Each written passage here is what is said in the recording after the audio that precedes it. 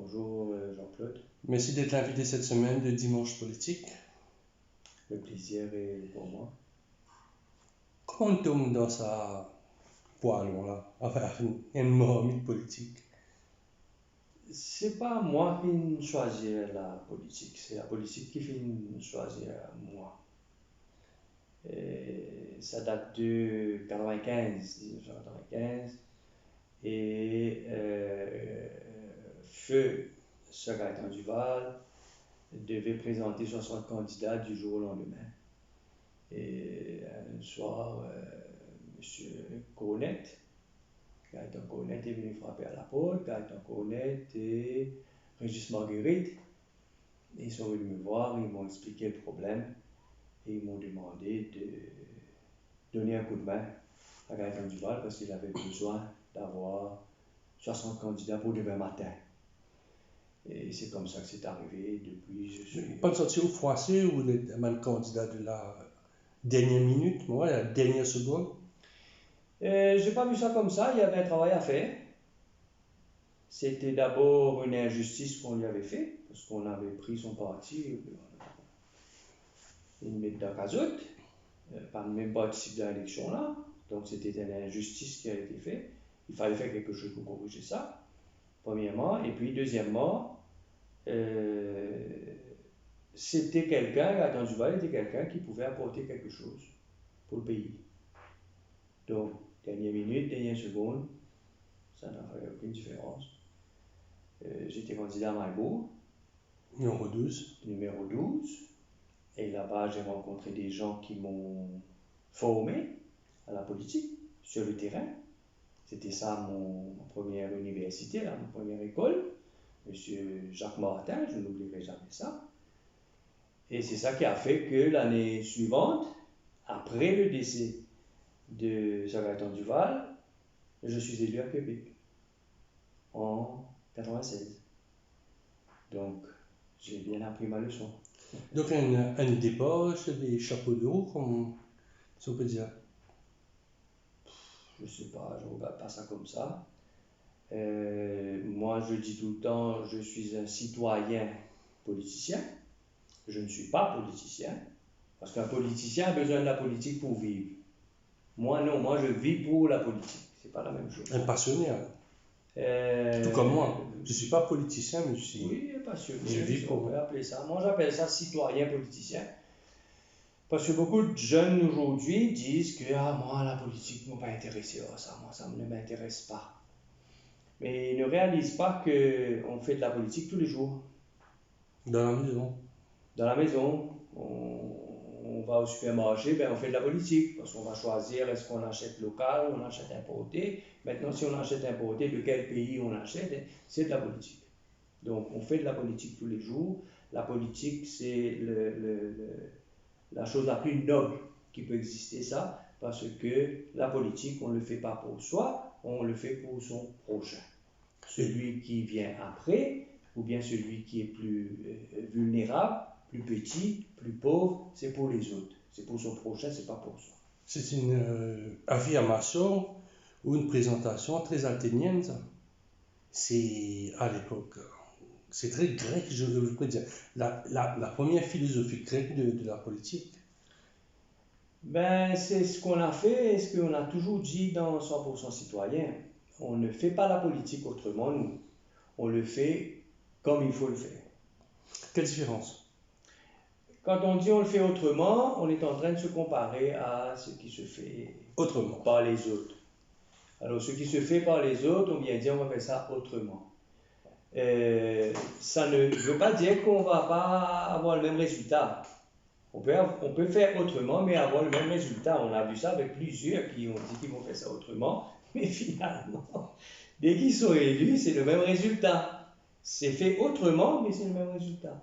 Tandis que quand on dit à 100% de citoyens qu'on veut faire la politique comme il faut le faire, nous faire politique comme on a besoin de faire, c'est pour son prochain. Il n'y a pas d'intérêt personnel, il n'y a pas de vested interest, il n'y a pas de racisme, de communalisme, il n'y a rien. Mais est-ce que ceux qui rentrent dans le parti, je ne parle pas des sympathisants, des partisans, mais ceux qui veulent rentrer membres de 100% citoyens, ils comprennent ça? Ils la comprennent philosophie. ça, oui, ils comprennent ça parce que tout d'abord, pour être membre d'un 100% citoyen, il ne suffit pas de connaître X, Y, Z dans le parti, le leader ou qui que ce soit d'autre. Il faut qu'il y ait un minimum de 100 électeurs qui vous parrainent dans votre circonscription, qui dit que M. Jean-Claude, ben, je le parraine parce que je pense qu'il peut. Mais ce parrain-là, il doit être membre du 100% Non, citoyen. non, il doit être électeur dans la circonscription. Comment le 100% citoyen vérifie ça? Ben, Vous prenez la liste des électeurs de l'ancienne élection, c'est-à-dire de oui, oui, on 2019. vérifie ça.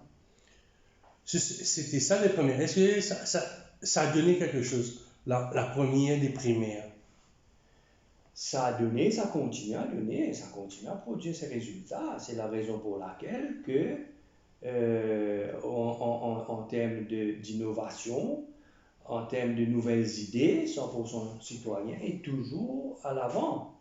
On domine tous les autres partis politiques, qu'ils soient mainstream ou quoi. On les domine parce que ce n'est pas notre mode de fonctionnement. On reste proche, à proximité avec l'électorat. Et la plupart du temps, ce sont ces gens-là qui viennent nous dire qu'est-ce qu'il faut faire. On n'innove pas à tout bout de champ, dans tous les domaines, parce qu'on est plus intelligent, non. On innove à chaque fois parce qu'on est à l'écoute des gens. Mais écouter les gens, excusez-moi, c'est une capacité humaine, facile à faire. Je vous écoute, ok, ça va, c'est bon. Vous me dites votre politique, après vous partez vous raconter la même histoire, quelqu'un, je vous ai écouté. Non, la politique est différente. Comment faire pour faire cette personne s'intéresser à votre parti 100% citoyen? Quand on dit qu'on écoute, c'est pas faire semblant d'écouter. On vient là, on vient s'asseoir devant vous, là. On vous dit, allez, allez, on vous écoute. Non, il n'y a pas que ça. Derrière, il y a tout un travail à faire sur le plan international, géopolitique, pour voir ce qui se passe dans le monde. Et puis, on vient écouter les gens. C'est pas simplement venir s'asseoir, là, je vous écoute, allez-y, qu'est-ce qui vous le problème? Ça, c'est pas la politique.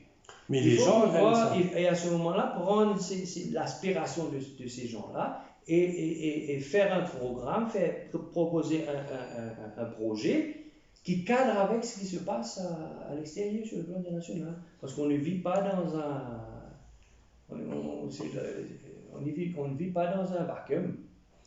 Tout ce qui se passe ici est forcément tributaire de tout ce qui se passe dans le monde. Mais si je regarde un peu la situation, vous êtes à Crépé, vous êtes basé à Rosé, moi je suis à Beaubassin, nos intérêts ne sont pas les mêmes. Maintenant, l'intérêt international, c'est autre chose. Donc il faut faire un mieux qu'un Briani pour faire ce genre de programme-là, parce que je suppose qu'à Crépé, il y a un peu plus de problèmes de drain avec la pluie que Pointe-aux-Sables. On pourrait avoir les mêmes problèmes d'éclairage de route. C'est justement là où 100% citoyen est différent.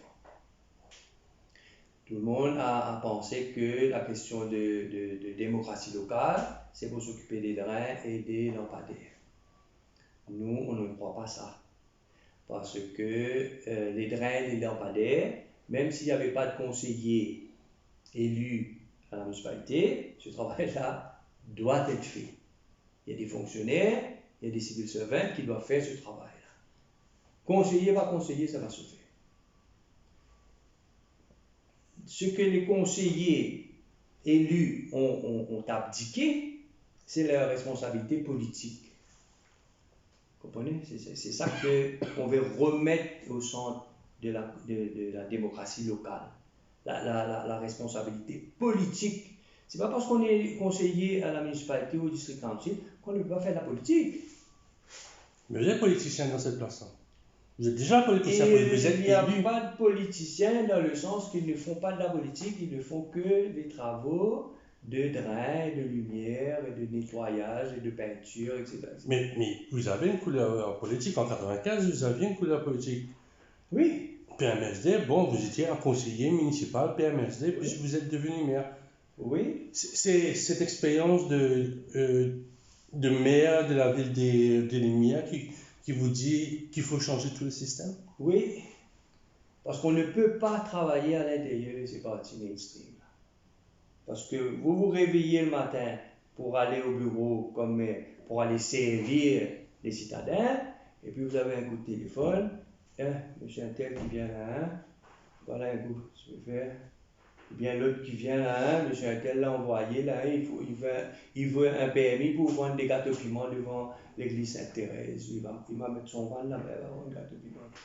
Il a une autorisation de monsieur un tel. Donc, si je comprends bien, quand on est un homme politique, on est un élu, on est bouffé par le leadership, par le, je sais pas moi, appelez ça comme vous voulez, par la direction du parti. C'est le leader qui contrôle tout, et c'est ça le mal qui existe dans notre pays.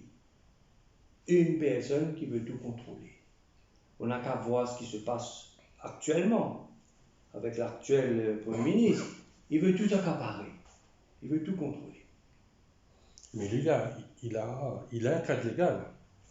Il a un cadre légal, il a un cadre institutionnel, tandis qu'un leader d'un parti politique peut casser, ranger comme ça. Il y a un cadre légal pour faire fonctionner le pays, pour faire fonctionner l'État. Il n'y a pas un cadre légal pour s'accaparer de l'État. Ça, non, ça, je ne suis pas d'accord avec vous. Il n'y a pas ce cadre légal-là. Mais seulement quand on prend comment on appelle ça, des chatouas qu'on met dans toutes les postes des institutions, rien ne fonctionne. Pour vous, rien ne fonctionne à cause de ces personnes-là? Pas à cause de ces personnes-là, la façon qu'on a voulu s'accaparer. Alors, les leaders, ils vont s'accaparer d'une ville. C'est le même principe, là. Alors, la ville X, ça c'est pour tel parti. La ville Y, c'est pour tel parti. La ville Z, c'est pour tel parti. Qu'est-ce que c'est que ça? Donc, vous craignez, s'il y a une majorité écrasante, que ce soit la ville des Bleus, la ville des Rouges, la ville des Oranges, la ville des Blancs, chaque ville est une couleur. Parce que généralement, on dit que c'est la ville bleue. C'est ce qu'ils veulent faire. Ça a été fait. Ils veulent ils veulent diviser les gens pour pouvoir rule. C'est tout. Mais vous, avec 100% citoyen, comment vous rentrez dans cette division-là? Quel parti que vous prenez? C'est pour ça qu'on a proposé pour les municipales, et c'est une proposition qui est valable aussi sur le plan national, c'est un compromis démocratique.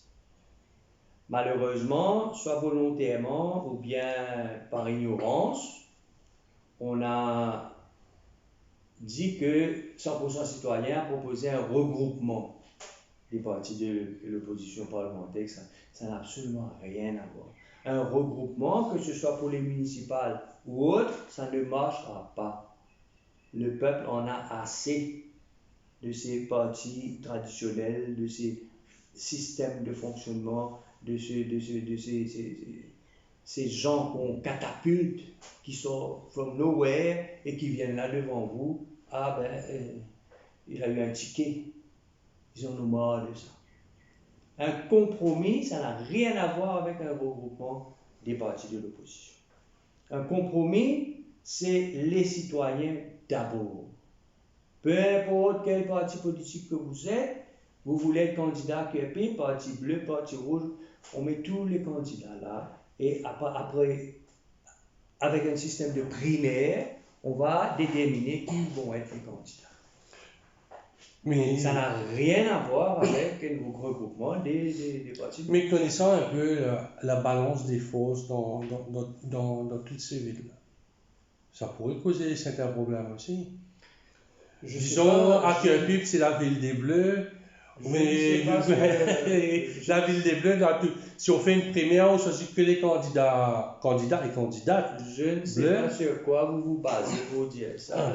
On essaie de regarder parce que aujourd'hui, valeur du jour, c'est valable pour la politique ou pour toute autre chose. Tout ce qu'on connaissait avant Covid, aujourd'hui, n'est plus valable. Pourquoi? Parce que la pandémie a fait que tout ce qui fonctionnait avant ne fonctionne plus maintenant. La pandémie a fait que tous les travailleurs qu'on pensait au bas de l'échelle Aujourd'hui, ce sont les services essentiels. Hein? Les éboueurs qui viennent ramasser comment ça s'appelle? Les ordures. Les ordures, c'est services essentiels. Avant, c'était les derniers de la chaîne des bas de l'échelle. Aujourd'hui, c'est services essentiels. Tous les grands pays qui avaient un contrôle sur la dette publique, par exemple, aujourd'hui, il n'y en a plus, il n'y a aucun contrôle. Toutes les superpuissances qui se disaient, comment on appelle ça, les gendarmes du monde, aujourd'hui, ils ont un petit peu la queue entre les jambes. Alors tout ça, c'est disrupted, tout ça ne fonctionne plus, le système économique ne marche pas parce qu'il y a un changement climatique qui vient remettre tout ça là à plat. Mais un électeur, comment il va mettre ces paramètres là-dedans? Quand il va aller voter, il ne va pas regarder s'il y a le changement climatique. Peut-être qu'il peut le voir ce jour-là.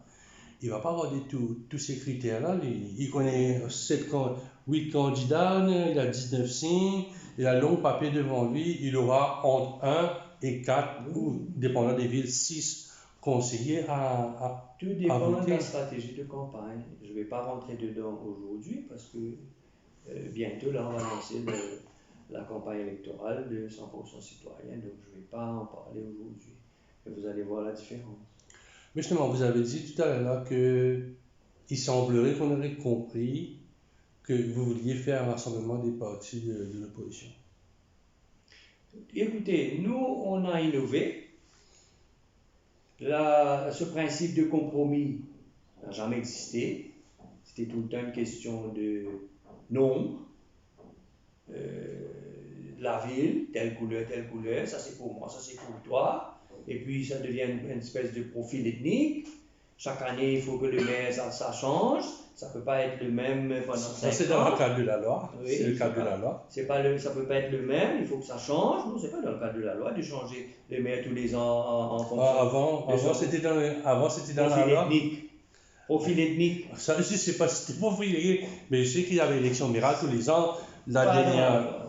C'est pas dans la loi. Une élection, c'est une élection. Si n'importe qui a le droit d'être maire dans ce conseil-là, il y a un conseil de 20 conseillers, n'importe qui peut être maire. Vous posez votre candidature, vous faites votre campagne et on votera. Où est le problème? On ne peut pas vivre avec ça. C'est ça la démocratie. Donc le problème, c'est le parti. C'est-à-dire arriver à une année, 2 années, il faut changer. C'est le fonctionnement des partis traditionnels. Pour eux, c'est une question de couleur, c'est une question de profil ethnique et rien d'autre. La méritocratie, la capacité de la personne, la vision, tout ça, il n'y en a rien du tout. D'ailleurs, on n'avait qu'à voir les conférences de presse toutes les semaines. Qu'est-ce que l'opposition apporte? Qu'est-ce que l'opposition propose? Rien du tout. La veille des élections, ils vont venir avec une liste de 10 items. C'est ça le projet, ils appellent ça un projet de société. Allez voir ce que 100% citoyen avait proposé pour les élections de 2019. Ce n'était pas un manifeste électoral, c'était un programme de gouvernement. Et aujourd'hui, d'ailleurs, le jour qu'on avait présenté ça, il y a un journaliste qui nous a dit, vous n'avez pas peur qu'on copie... C'était moi. C'est vous-même, ça. Est-ce qu'on n'a pas peur que les autres, là, ils vont copier ce programme de gouvernement? Mais c'est ce qui se fait là actuellement. Par exemple, sur le champ. Depuis 2019, nous, on a fait une proposition. Justement, sur ce point-là, vous êtes satisfait de... Non. Il y a au moins un pas, parce que j'ai vu Clem dire un peu, oui, il y a toujours un pas, mais c'est pas encore dans la direction que nous voulons. C'est pas une question de direction, qu'est-ce qu'on veut. Nous, on a proposé ça comme un secteur, un pilier de l'économie. Hein? Qu'est-ce que ça veut dire un pilier de l'économie? Ça veut dire que tout le monde travaille. La façon que c'est proposé, ça va être pour X, Y ou Z. D'ailleurs, il y a, comment on dit ça? Les nains finissent de l'huile, les nains finissent de l'huile dans les oreilles. Ça n'a rien à voir. Il y avait à l'époque, en 2019, il y avait 20 000 arpents de terrain des petits planteurs qui n'étaient pas sous culture, qui avaient été abandonnés. Ce sont ces terrains-là qu'on avait proposé pour faire ça. Mais là, le projet du gouvernement, c'est 5 kilos pour faire de la recherche. Combien d'années ça va prendre? Je ne sais pas.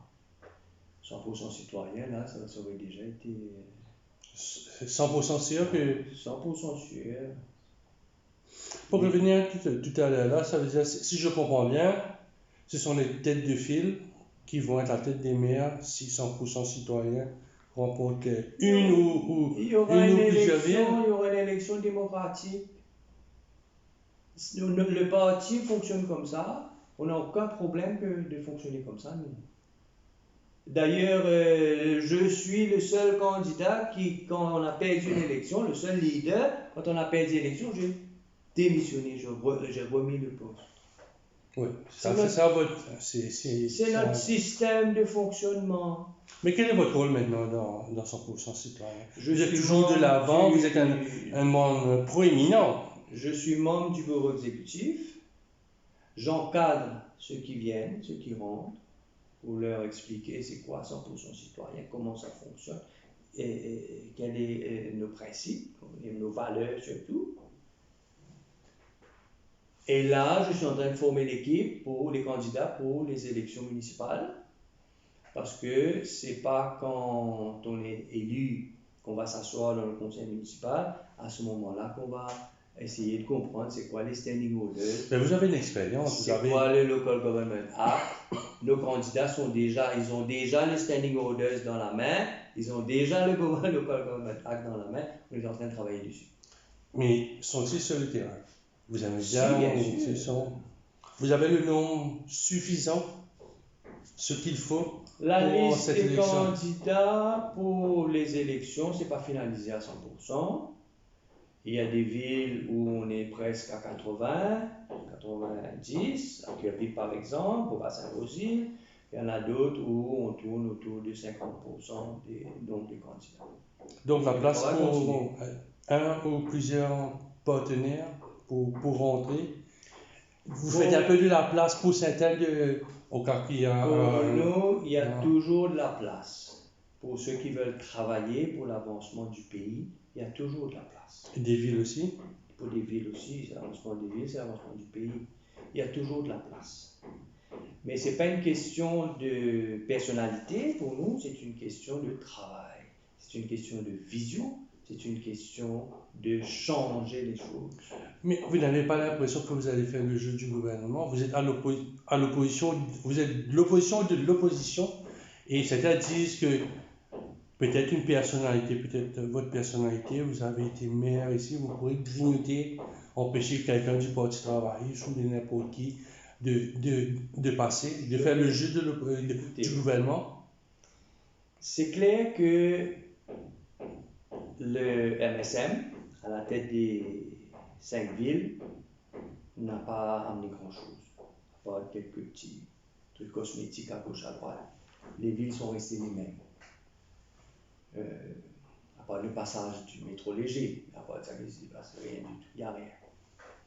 Ça, c'est une première constatation. Donc, c'est clair qu'il faut un changement. Deuxièmement, ce sera un référendum sur le gouvernement central. Parce qu'il ne faut pas oublier, les 5 villes, c'est la moitié de la population. C'est un référendum pour le gouvernement central. Maintenant, comment faire pour faire partir le gouvernement central dans les municipalités et les villes? On a proposé le compromis démocratique. Ça veut dire qu'il n'y a pas de parti politique qui est devant là. Il n'y a pas de la ville de Kirby va devenir, je ne sais pas, je préfère utiliser une autre couleur. Ben, la ville de Kirby va devenir marron et la ville de Quatre-Bornes va devenir violet ou je ne sais trop quoi. Ça n'a rien à voir. On veut amener des projets pour les villes pour faire de sorte des thèmes bien spécifiques. Par exemple, l'emploi, l'éducation, la jeunesse, le sport, la culture. Il n'existe pas. Allez sur les websites des municipalités, voyez la section culture. Il n'y a que les fêtes socioculturelles. À part de ça, il n'y a rien, absolument rien. Mais est-ce que c'est le rôle des municipalités, ça, de rentrer dans l'éducation? Je vous ai dit, ils ont abdiqué de leurs responsabilités au niveau politique. Ils se sont contentés des quotas drain, lampadaire, fête socioculturelle, c'est tout. Ils ont abdiqué leur responsabilité. C'est une responsabilité. Si ce n'est pas une responsabilité, mais pourquoi organiser ces élections-là? Quelles aiment-les? L'emploi dans quelle façon, je sais pas. Il faut créer les activités économiques. Il faut trouver des moyens, il faut avoir des idées. C'est ça que ces partis traditionnels-là n'ont plus. Ils n'ont aucune idée quoi faire. Absolument aucune idée quoi faire. Parce qu'ils sont déconnectés complètement de la population, du peuple, comment ça s'appelle, des conditions dans lesquelles le peuple est en train de vivre. Mais c'est potentiels candidats qui seront sur la liste finale le jour du nomination day. Ils vont savoir ce qu'il faut faire, non, peut-être d'ici dans votre quartier. Vous savez, vous serez peut accumulé. proposer, je vais vous donner un exemple, j'ai ça quelque part là. Un conseil municipal quand j'étais maire en 96, où j'avais dit pour changer les choses dans le centre-ville, qu'est-ce qu'il fallait faire. Okay? Ils ont boycotté. Le PMSD était en alliance, je ne joue pas avec le Parti travailliste à l'époque ou quelque chose comme ça. Ils ont boycotté tout ce projet-là, et puis après, chaque année, il y a un maire qui est venu, qui a pris un petit bout dedans, qui l'a fait. Mais ça n'a rien donné.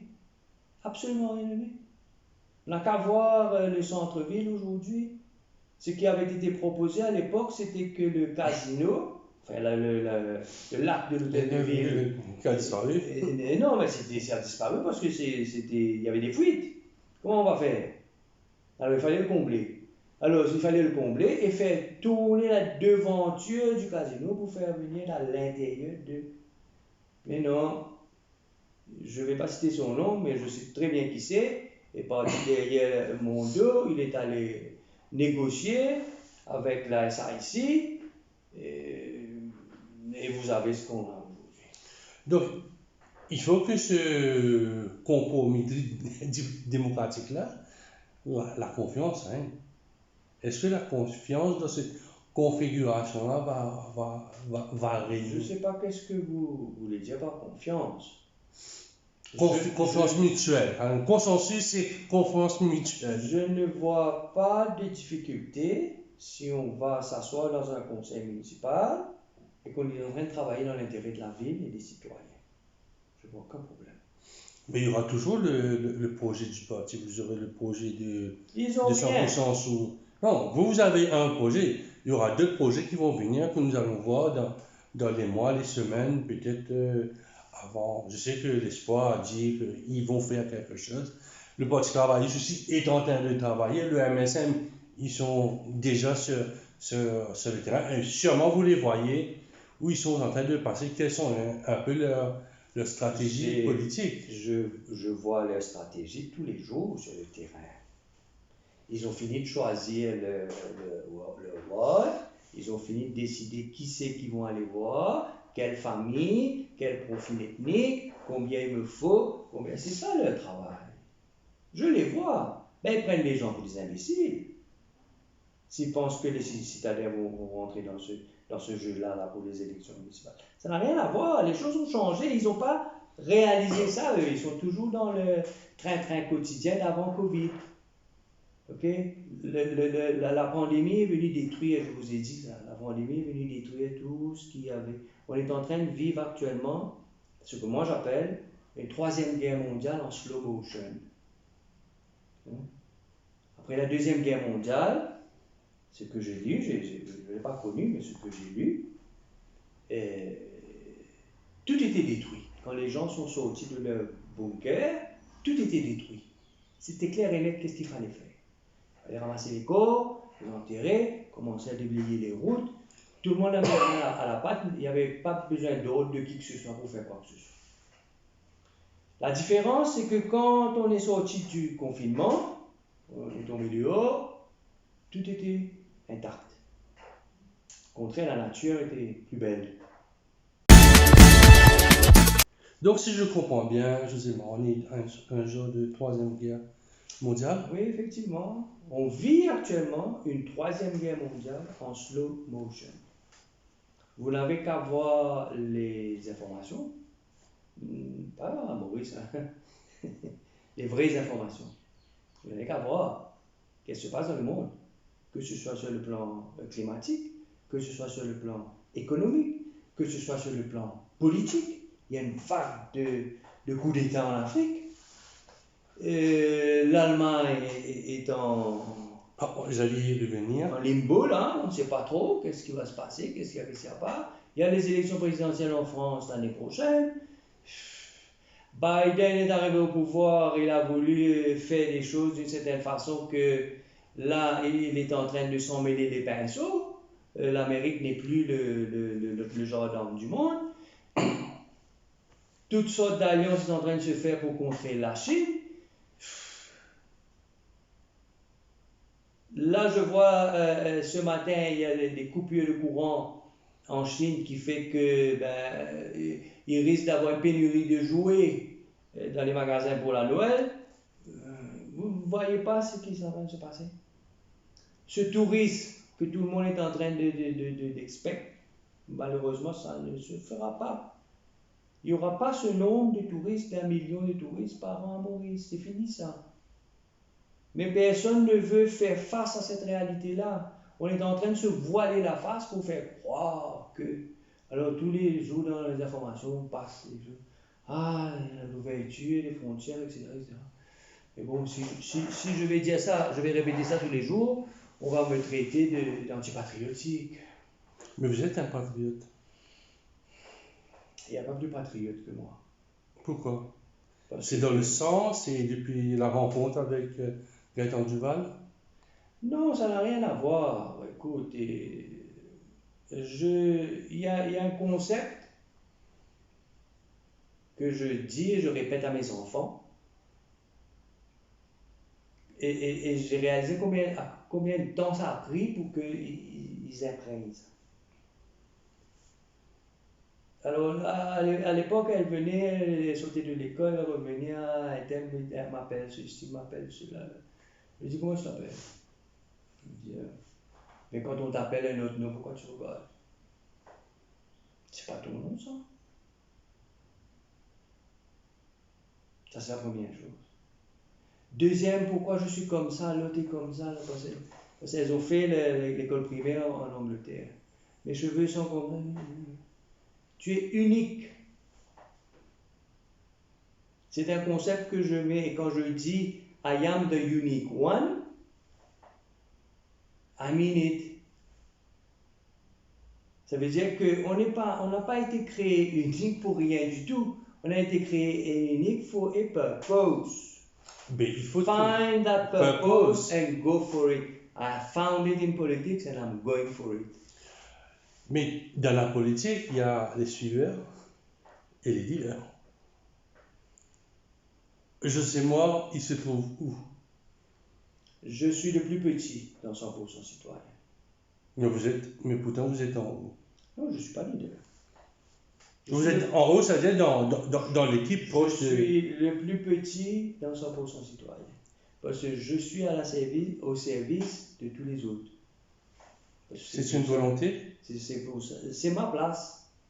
C'est-à-dire leader et venir, c'est-à-dire de la plus haute moche et revenir à la plus petite moche. Même j'étais Ça vous stresse pas, ça vous déshonore pas?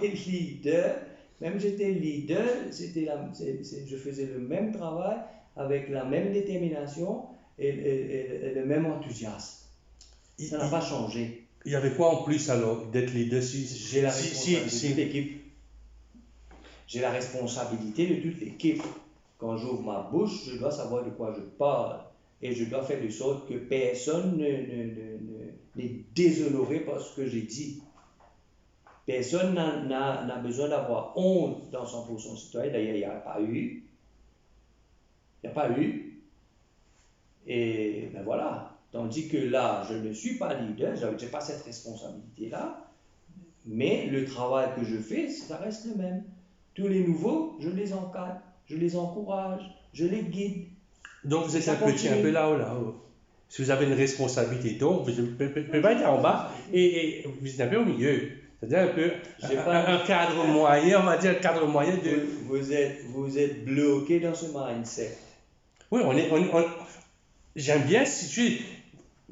vous étiez haltérophile, je dois regarder votre poids, je dis, mais ça ne fait pas moins 40 kg, moins 60 kg, vous êtes plus. Vous-même, on catégorise par rapport à votre poids, à votre musculature, à votre âge aussi. Il y a beaucoup de critères. C'est ça, vous êtes bloqué dans ce mindset-là. Moi, je ne fonctionne pas comme ça. Parce que moi, quand je vois quelqu'un, quand je rencontre quelqu'un de nouveau, c'est un privilège. Peu importe qui c'est un privilège. Parce que c'est quelqu'un, c'est un être humain. On est 7 milliards sur la Terre, c'est un de plus que j'ai rencontré. C'est un privilège. Je ne vais pas regarder d'où il vient, comment il est habillé, s'il n'arrive pas, quelle est sa profession, ça n'a aucune importance. Ça n'a rien Mais à voir. quand vous faites de la politique, vous êtes obligé de faire un profiling. Pour savoir, bon, vous n'avez pas je sais pas moi, trop beaucoup de personnes dans un secteur d'activité, d'une ethnie ou de. Aucune considération. Pourquoi Parce que aucune. je suis un défenseur des droits humains. Oui, ça maintenant il faut prendre ça en considération. Alors, en tant que défenseur des droits humains, je n'ai pas d'autre considération que l'être humain.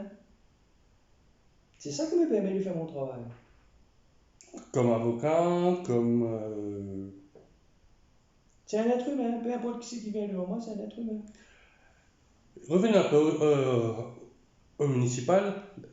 Vous n'avez pas trop bien dit tout à l'heure là. La porte est ouverte idéale à Kepipe. La porte est ouverte avec Nignon Citoyen Bruno Lorette. J'aime pas ce terme porte ouverte là. Parce que ça fait un peu vulgaire. Allez. Hein? Pas porte fermée. Porte ouverte, porte fermée, je vois ça vulgaire parce que c'est comme si dirait c'est une espèce. L'espace, question. Un bazar fermé. Un bazar, à un moment, lui fermé. Alors, si vous dites, la porte ouverte, moi, pas trop connais qui vous était. Mais bon, ça, c'est pas mon problème parce que j'aime pas ça. Ça n'a rien à voir avec porte ouverte ou porte fermée. On a fait une proposition. Ceux qui veulent venir s'asseoir pour discuter, on en discutera. S'il n'y en a pas qui viennent, tant pis. 100% citoyen sera candidat dans ces élections. Donc, c'est quoi? C'est eux qui décident, vous vous attendez? Wait and see ou bien wait and continue? Non, il n'y a pas de wait and see. Il n'y a pas de wait and see, comme si on va les attendre, là, s'ils ne viennent pas, on ne fait rien, ou bien on va faire quelque chose parce qu'ils ne sont pas venus. Non. Il y a une proposition sur la table, il y en a qui sont venus pour en parler, pour en discuter, avoir un petit peu les contours de ce qu'on a proposé. Il y en a qui ont posé des questions sur les réseaux sociaux auxquelles j'ai répondu. Les élections, on n'a pas de date pour le moment, mais on ne va pas attendre. Notre travail a déjà commencé. Je sais que le MMM a dit non. Vous avez fait la proposition que tous les partis mainstream se retirent. Le MMM n'a pas dit non. Le MMM a dit que M. Béranger, il n'y a pas le MMM. Non, mais c'est le MMM. Non, il y en a d'autres au MMM qui m'ont dit le contraire. M. Béranger a dit qu'il ne va pas suivre ce que 100% citoyen dit. 100% citoyen a eu le mérite d'apporter une proposition innovante. J'ai rien entendu de M. Béranger. Mais vous, votre proposition était que tous ces partis-là laissent les villes être contrôlées par les citoyens. Oui. Ça a été votre message, celui du DEF Sénat-ci. C'est notre proposition. Donc, pour vous, ce sera une bataille qui va aller à 3, à 4, à 5, à 6, à 9, sans parler Mais ça va être plus difficile pour vous? Écoutez, je vous ai dit, moi je suis un citoyen politicien. Élu par élu, mon travail continue pareil. Tandis que ces politiciens-là, ils ont besoin de la politique pour vivre. Sans politique, je peine à manger le de la table, ça va là. Ouais, c'est pas pareil. Moi, ça va rien changer. Mais est-ce que l'électorat urbain comprend ça? Comprend ça parce que lui, il verra mauve, il verra rouge, bleu, mauve, oui, orange, blanc. Mauve, rouge, bleu, jaune, vert, là, c'est 40% de l'électorat. Grénat ou je ne sais pas quoi encore. 40% de l'électorat. Notre stratégie, et là je profite de l'occasion pour passer un message, à ces 60% d'électeurs qui ne votent pas pendant les élections municipales. Ces prochaines élections municipales-là sera capitale. Pas pour les 40% qui ont déjà leur couleur dans le sang ou je ne sais pas où là, mais pour ces 60% qui ne votaient pas. S'ils ne font pas leur devoir civique dans ces prochaines élections municipales-là, moi, j'ai peur que dans l'après-midi, le jour des élections, entre 3h et 18h, la fermeture du vote, beaucoup de ces gens-là, s'ils n'ont pas voté le matin, on va les faire voter l'après-midi. Quelqu'un d'autre va voter à leur place l'après-midi. Mais toute la responsabilité va venir sur l'Electoral Supervisory Commission. Ce sera une question de confiance, comme on parlait tout à l'heure. Qu'est-ce que vous allez dire sur 60% pour renverser la machine des 40%? Pour que vous soyez, vous et vos amis. Il faut changer de système, il faut changer de politique, il faut avoir une vision pour la ville, il faut savoir dans quelle direction on part.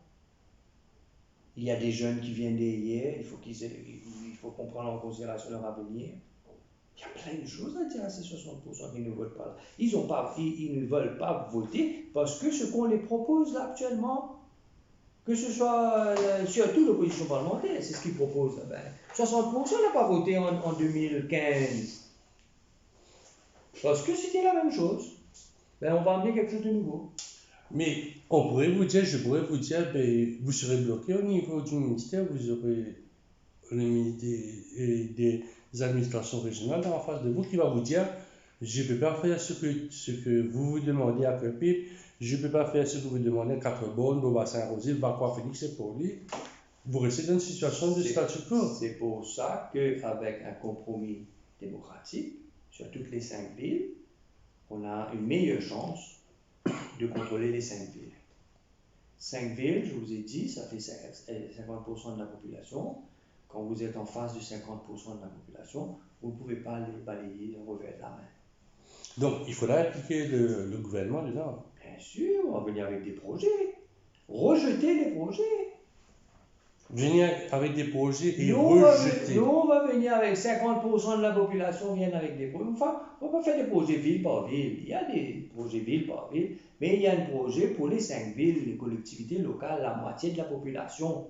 Quel serait ce projet à ce moment? Ça, c'est politique là. C'est ça que je vous ai dit depuis tout à l'heure là. Que les conseillers ont abdiqué. Par exemple, la promesse électorale d'enlever la taxe municipale. Mais si les 5 villes, 50% de la population vient vous demander ça, allez-y. Ce sera un enjeu ça pour cette élection. Mais comment à condition qu'on contrôle les 5 villes. Mais que les 5 villes marchent comme une seule main. 5 villes, un seul coup de poing. Quand vous tapez, je vous ai senti libre. Mais est-ce que les maires, vous avez été maire, peut-être la loi a changé, vous avez cette capacité de décider, bon, à partir de l'autre année financière, on ne paye pas taxe immobilière, ou bien ça doit être passé par un amendement au Parlement? Ça doit être approuvé par le ministère. Mais il y a plusieurs façons de faire les choses. Mais si ça bloque au niveau du ministère? J'ai une petite idée comment faire débloquer ça. C'est-à-dire j'ai mon idée comment faire débloquer ça, comment faire bouger les choses, comment faire mettre la pression sur le gouvernement, comment faire de sorte que même s'il faut avoir recours à la Cour suprême, etc. Donc il y a des actions qui sont possibles. Bien sûr qu'il y en a. Il faut simplement avoir la volonté. Et puis, il faut avoir une vision politique, je vous répète. Si c'est pour moi, ça ne m'intéresse pas de m'asseoir dans un conseil municipal pour m'occuper de ça. Il n'y a pas besoin de conseiller pour faire ça. Lampadaire, train, tout ça, il n'y a pas besoin de conseiller. Il y a un budget, il y a des services. Ils ont le service de voirie, tout ça. Tout ça existe, ça. Il n'y a pas besoin de conseiller municipal pour faire ça. Mais quel sera le rôle de ce conseiller municipal dans votre version, dans la version politique? Il faut faire changer les choses, il faut faire changer le pays. Mais vous avez une autorité que localisée, vous ne pouvez pas Oui, bien sûr. Quel, quel est le maire, quel genre de maire qu'on va avoir dans votre système en vous, qui ne soit pas, qu'on ne téléphone pas pour une lampe, pour un drain, pour un robinet cimetière, Laissez, je vais être candidat à Québec. Laissez les Québécois bien décider, puis vous allez voir. Mais quand vont voter José moi, ils vont pas voter José moi comme maire, ils vont voter the what, un tel. Attendez le lancement de notre campagne électorale qui arrive bientôt là. Vous allez voir la différence. Vous aimez l'histoire? J'aimerais terminer ces 15 minutes sur l'histoire. Je vois beaucoup Kennedy. Quelle est la relation que vous avez avec JFK? J'ai pas de relation avec JFK. Non. Mais je lis beaucoup sur les gens qui ont changé l'histoire, que ce soit politique, que ce soit sportif, que ce soit culturel. Hein, ce matin, là, on célèbre le décès de Miles Davis. C'est quelqu'un qui a changé l'histoire de la musique. Et nous avons été touchés par le décès de Lynn. Ce sont des gens qui ont changé l'histoire. Ce sont des gens qui ont changé l'histoire. Je lis pour voir, pas pour simplement connaître ces gens-là. C'est pas ces raisons-là pourquoi je lis. Je lis parce que vous avez vu Jeff Kennedy, vous avez dû voir. Encore un JFK. On va un peu plus loin, JFK. Après, on va monter un petit peu dans l'histoire. Oui. Ce sont des gens qui ont changé l'histoire. Parce que nous tous, nous avons cette vocation-là. C'est pour ça qu'on a été créés uniques, nous tous. Changer l'histoire ne veut pas simplement dire changer l'histoire du pays. Vous pouvez changer l'histoire de votre famille. Dans ma famille, je suis le premier à être avocat. Par exemple. Mais il y en a d'autres qui ont fait d'autres métiers, de profession. Il y avait le premier qui était policier, ça c'est mon nom. Mon père était le premier à être prof. Donc, on peut changer. Chaque génération, c'est un nouveau moi, je veux dire. On a tous cette vocation-là, on est tous appelés à faire changer les choses. Que ce soit au niveau du pays, que ce soit au niveau de la famille, que ce soit au niveau d'un secteur d'activité, on est tous appelés. C'est comme ça que l'humanité progresse. En face de JFK, il y avait Fidel Castro aussi. Il y a un livre sur My Life, Fidel Castro. Fidel Castro, il y a Ben Laden aussi. Oui, Ben Laden. Pourquoi Fidel Castro? Qu'est-ce qui vous intéresse dans l'homme? Fidel Castro, Mao Tse-tung, Lee Kuan Yew. J'ai lu sur tous ces gens-là. Qu'est-ce que ça apporte? Ils ont changé le monde à leur façon. Moi, je dois trouver ma façon de faire pour changer le monde. Mais quand un politique lit la vie d'un autre homme politique qui a eu beaucoup d'influence, hein, on a parlé de JFK, on a parlé de Fidel Castro au Cuba, qu'est-ce que ça amène, ça? Qu'est-ce que ça amène? Des fois, ça me réconforte dans des positions que je prends. Des fois, ça éclaire des pensées que j'ai, que je ne dis pas tout ce que je pense, hein. Ça éclaire mes pensées. Des fois, ça me donne des idées, ce qui me permet d'ouvrir ma bouche devant n'importe qui et de dire ce que je pense. Et c'est pour ça que je suis un peu le mal-aimé de la politique ici à Maurice, parce qu'on n'accepte pas la vérité. On n'accepte pas que quelqu'un d'autre ait raison. On ne peut pas dire ça. Alors, on n'accepte pas que quelqu'un d'autre puisse avoir raison. C'est un petit peu le même problème qu'on a eu avec la proposition de compromis démocratique. On le rejette tout court, hein, parce qu'on sait qu'il y a quelque chose de valable dedans. Mais on préfère le rejeter pour ne pas... C'est la peur qui fait ça? Je ne sais pas. Moi, je ne sais pas. Moi, je suis proche des gens je partage la souffrance, si on peut le dire, je, et j'essaye, en tant que citoyen politicien, j'essaye d'amener des solutions à leurs problèmes. C'est tout. Tony Blair? Ouais. Qu'est-ce que Tony Blair, vos lectures sur l'ancien Premier ministre britannique, vous a amené? Bien actif, il a amené des changements drastiques en Angleterre qui a fait qu'il y a eu un développement sous son règne et puis le nombre de mandats aussi qu'il a accompli. Et même aujourd'hui, c'est quelqu'un qui a toujours son mot à dire. Il a toujours son mot à dire. Les erreurs, ils ont tous commis des erreurs. Donc je suis conscient que je vais en faire aussi. Mais il faut l'assumer. Madame Thatcher? C'est pas parce qu'on va faire des erreurs que. Non, Madame Thatcher. La dame de fer. On l'a pas appelée la dame de fer pour rien du tout. On l'a appelée la dame de fer parce que quand elle a pris une décision, she stick to it. C'est un peu. Ça rentre le personnage de José Mort? Oui. Parce que avant que je propose quelque chose, je discute avec beaucoup de personnes. De tous les niveaux. Parce que. Et ça, j'ai appris avec ces gens-là. Vous allez apprendre de toutes les personnes. Vous pouvez apprendre de toutes les personnes que vous rencontrez.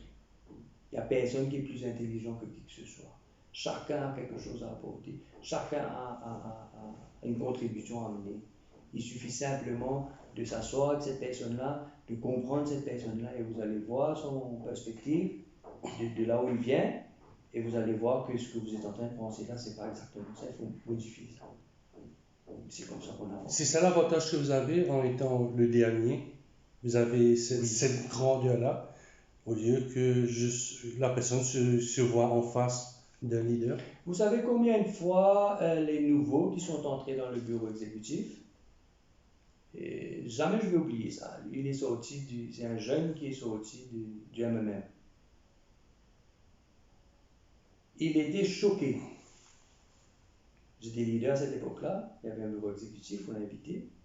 Il était choqué, comment se fait-il que les autres là sont en train de me défier en tant que leader. Il était choqué. Et ce jour-là, il y avait une décision bien importante à prendre. Et alors il était choqué. Comment se fait-il dans le bureau exécutif là? Je dis, mais c'est tout à fait normal, mais c'est comme ça qu'on va avancer. À quoi ça sert que je fais une réunion avec 15 personnes qui sont tous d'accord avec moi, qui me disent oui? Mais à quoi ça sert? Pas besoin. Je prends la décision et puis c'est tout. Donc c'est un modèle qui pourrait intéresser les jeunes qui veulent rentrer dans le monde politique. Moi, je ne sais pas si c'est un modèle ou je ne sais pas quoi. Moi, je sais que c'est comme ça que ça doit se faire. Il faut avoir des débats contradictoires. Il faut avoir des gens qui vous disent non. Et quand quelqu'un vous dit non, il faut essayer de comprendre. Il dit non, mais pourquoi? D'où ça vient que tu dis non? Pour quelle raison? Et vous allez voir que peut-être il a raison, lui, et que moi j'ai tort. Mais il faut savoir accepter le non aussi.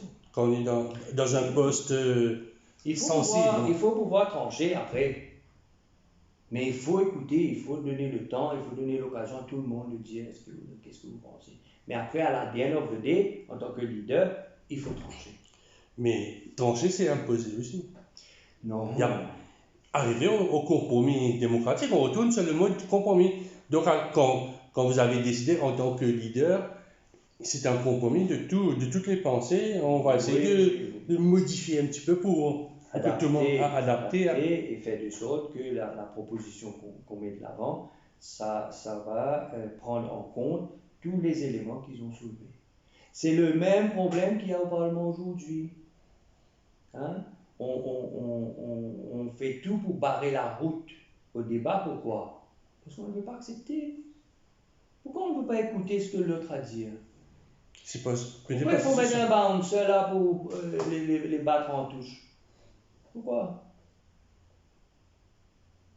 On saura le 26 octobre si tu vas retourner un petit peu dans l'autre, c'est que toute la population est en train d'attendre. Espérons que les vacances ont porté bon conseil. Je n'ai pas beaucoup d'espoir. Je vais commencer par l'épouse, Hillary Clinton. Qu'est-ce que vous a amené? Je vois 2 ou 3 livres sur elle. Non, j'essaie de comprendre, je vois une bibliothèque, c'est devant moi, j'ai Hillary Clinton, Living Story avec... Hillary, et ça fait toute la différence entre quelqu'un qui se propose d'être candidat à des élections, mais qui n'a pas. Je fais la comparaison entre Hillary Clinton et Margaret Thatcher, par exemple, pour que vous voyez bien. Hillary était beaucoup plus consensuelle dans toutes sortes de trucs. Oui. Ok. She tried to please everybody. Ça ne marche pas. En politique, ça ne marche pas. Vous devez écouter, oui, mais à la fin, vous devez trancher. C'est la différence entre Hillary Clinton, c'est pour ça qu'elle n'a pas été élue présidente des États-Unis, et Margaret Thatcher. Et son mari Clinton, le président Clinton, je vois, il y a beaucoup de livres sur lui aussi, je vois, écrit par Nigel Hamilton. Oui. Lui, c'est beaucoup plus le côté économique. C'est ça qui l'a amené là où il est, la situation économique. C'est un petit peu les années 80, ici à Maurice, un boom économique, etc. Mais ce soir, qu'est-ce qui vous amène dans votre activité? Quand vous lisez, il y a des schémas, il y a des choses mais bizarrement, je ne vois pas Obama, pas encore. C'est au chevet, c'est dans la chambre, c'est le chevet, c'est... Obama, qu'est-ce qui vous amène? Obama, pour être franc, j'étais déçu. Et déçu dans le sens que il y a une grande différence entre sa rhétorique, ce qu'il dit, et ce qu'il fait.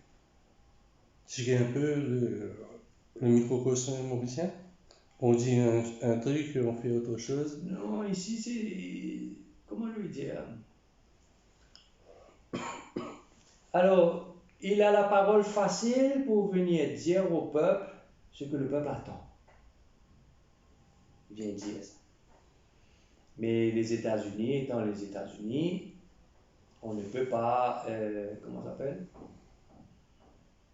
On ne peut pas tout faire, on ne peut pas tout avoir. Il y a d'autres considérations à prendre en compte. Une campagne électorale et gérer les États-Unis, c'est pas la même chose. Mais j'étais déçu dans le sens qu'il n'est pas allé aussi loin qu'il disait qu'il voulait aller. Et ça, je ne pense pas que c'est les institutions qui a bloqué. Et c'est un petit peu... Il s'est laissé embourber dans le système et qui fait que ça m'a déçu, il m'a déçu. Mais Biden a le même problème. Et il faut aussi prendre en considération que le mandat n'est que 4 ans. Ici à Maurice, il y a 1,3 million d'habitants. C'est quoi 1,3 million d'habitants? C'est 1,3 million d'habitants. C'est un village. Un grand village. C'est un village en Asie ou en Europe, c'est un village. On est en train de faire croire qu'il faut être... Alors tout le monde dit, il faut de l'expérience. Obama, quelle on parlait d'Obama, quelle expérience qu'il avait avant d'être président des États-Unis? Absolument rien à voir. Alors l'expérience pour gérer 1,3 million d'habitants, comme si tu veux. Moi, je fais toujours la comparaison avec un père de famille. Un premier ministre, pour moi, c'est un père de famille. C'est aussi simple que ça. Il y a des revenus, il y a des dépenses, il y a l'éducation, la santé, la maison, etc. Il faut gérer.